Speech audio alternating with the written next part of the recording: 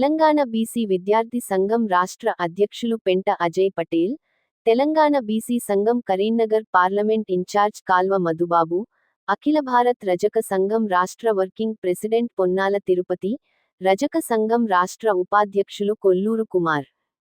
కరీంనగర్ జిల్లా రజక సంఘం ఉపాధ్యక్షులు చాట్ల తిరుపతి, కేశవపట్నం మండలం బిసి సంక్షేమ సంఘం అధ్యక్షుడు రాజు, కేశవపట్నం మండలం బిసి సంక్షేమ సంఘం అధ్యక్షుడు తెలుకుంట్ల రాజు, రాసమల్ల రాజు,